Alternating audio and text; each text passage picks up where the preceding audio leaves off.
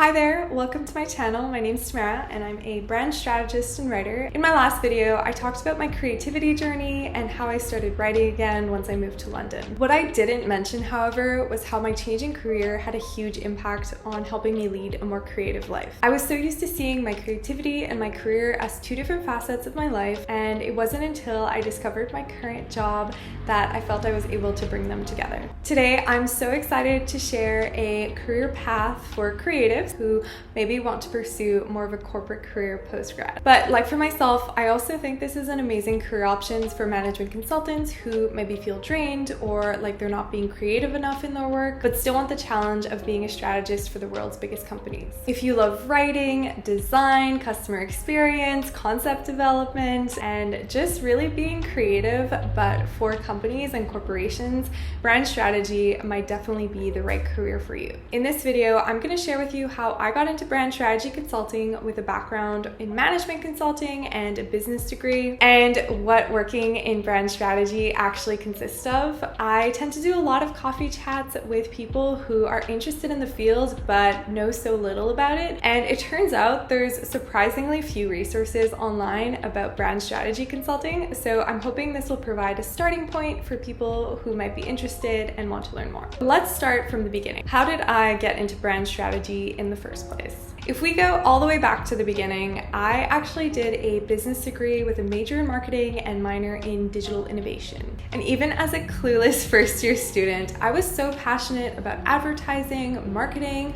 customer experience, service design, and everything pertaining to brands. The summer of my first year, I actually ended up working for a fashion brand because frankly, where else do you see such huge recognizable brands other than in the fashion world? So I thought this might really be for me. Turns out it wasn't, but it was a really great experience to get up close and personal with how really big brands are run. Looking back, it's pretty ironic that I studied marketing and digital innovation because my current job title is officially a brand strategy and innovation associate. So yeah, it really feels like a full circle moment. When I was looking for post-uni roles, I initially was considering some marketing functions, so either joining a company as a marketing coordinator or even going the sort of marketing agency or advertising route. However, I knew I wanted to have a really big impact on companies right from the get-go. When I was at McGill, I got really involved in case competitions, which basically consisted of coming up with solutions to really hairy problems for companies,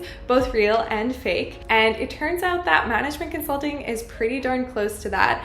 You are given these super complex problems with a set amount of time, and you and your team work the case and sort it for your clients. I ended up joining Deloitte as a consultant specializing in marketing strategy, and I've talked about this a lot on my channel if you scroll back to any old videos. I definitely got to reap the rewards of the consulting experience. There was a lot of trips and great dinners and amazing learning opportunities, and probably the most impactful part of my management consulting experience was really learning that consulting toolkit that I still bring into my job every single day. So everything pertaining to slide creation, Excel, client management, research, and then obviously I learned how to cope with super intense workloads and a lot of pressure, which, you know, a lot of careers will ask of you, especially as you get more senior. As you can see by my old videos, consulting became a huge part of my life, and I was really passionate about the work I was doing. So after about a year and a half in consulting, I started to think about what to do next.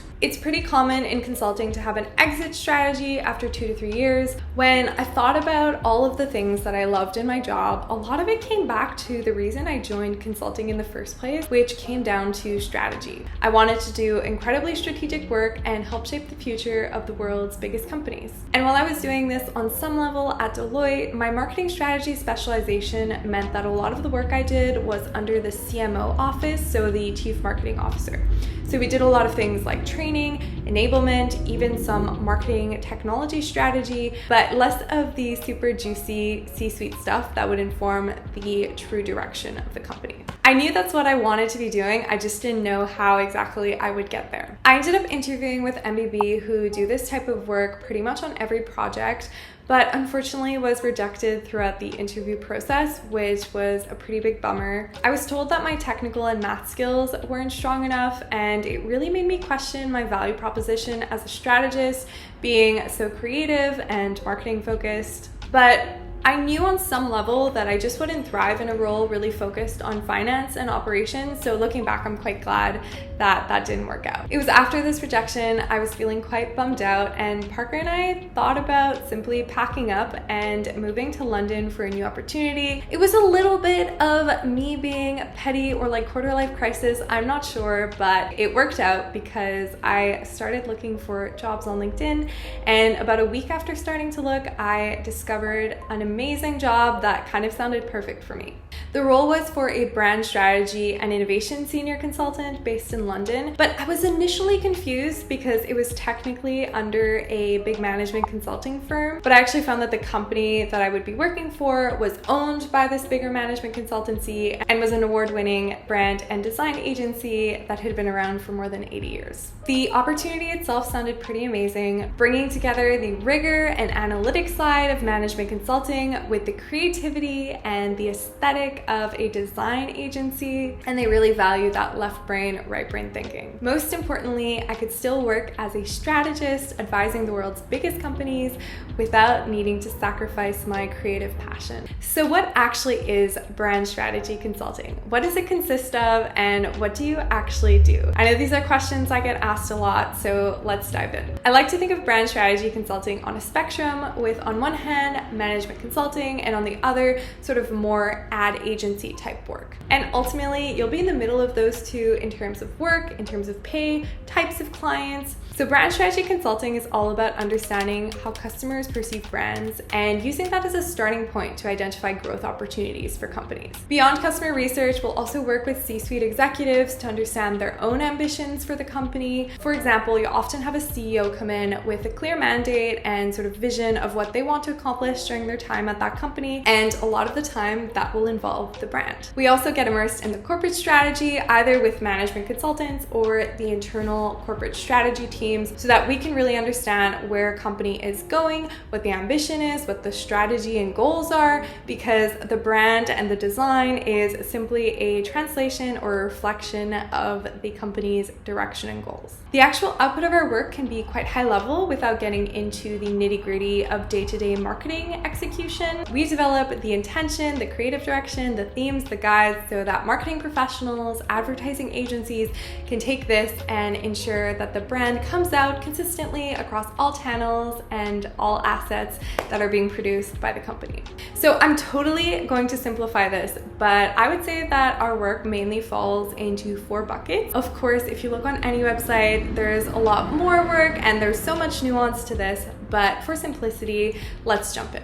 The first type of work that a brand consultancy will do, probably most obviously, is logo and visual identity design.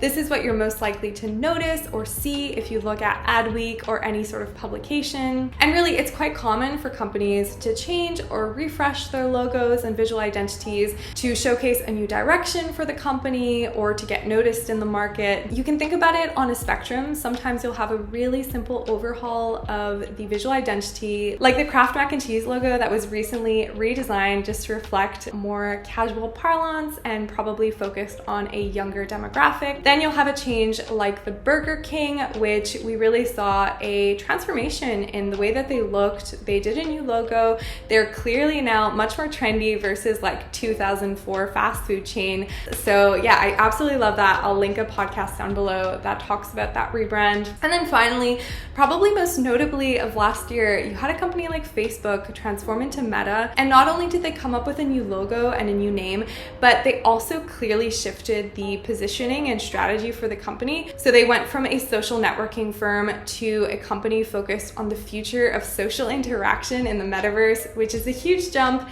and can have a really big impact on obviously stock price, but also how the brand is perceived by customers or non-customers in the market. So going off of that, we will also do a lot of naming and taglines. You might think that names are just decided willy-nilly based on what sounds good or what the executives want, but actually there's a super involved process with multiple steps involving legal checking, semiotics checking, country-specific analysis, and thousands of ideas generated for every name that you see out on the market. So that's a really involved process and a super interesting one.